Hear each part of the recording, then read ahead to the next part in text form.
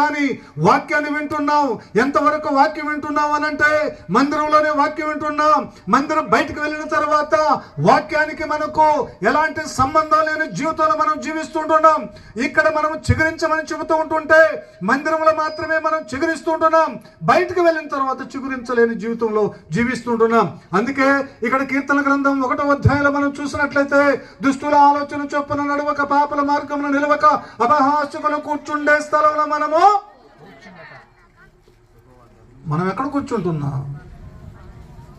కూర్చుంటున్నాం? మనం ఉదయం లేస్తే సాయంత్రం వరకు దుష్టుల దగ్గరే ఉంటున్నాం. మనలోనే దుష్టత్వం ఉంది, మన దగ్గరే అపహాసం ఉంటున్నది. నీ ఎదుటివాడు క్షేమమైన స్థితిలో ఉంటే నువ్వు ఓర్చుకోలేని స్థితిలో ఉంటున్నావు. అవును ప్రియ దేవుని పిల్లలారా, యథార్థమైన జీవితంలో జీవించలేకపోతూ ఉంటున్నాం. సామెతల గ్రంథం 14వ అధ్యాయం 11లో మనం చూస్తే యథార్థమైన జీవితంలో మనం జీవించలేకపోతూ ఉంటున్నాం.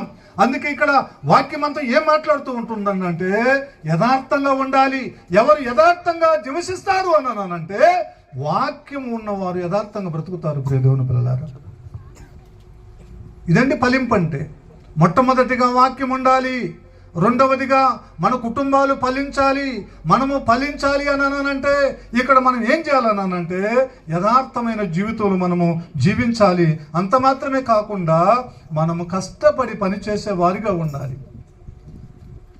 ఈరోజు చాలామంది కష్టపడి పనిచేసే వాళ్ళు లేరండి. చాలామంది కష్టపడి పనిచేసే వాళ్ళు లేరు.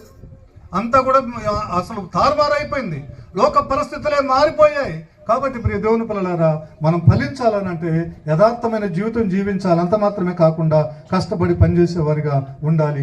మూడవదిగా చూస్తే నిబంధన మందసం. ప్రియ దేవుని పిల్లలారా, నిబంధన మందసంలో ఏముంటుందనంటే ఒబేదేదేమో ఆయన ఇంటిలో ఉంచుకున్న ఆ మందసంలో ఏముందనంటే మొట్టమొదటిగా వాక్యం ఉన్నది.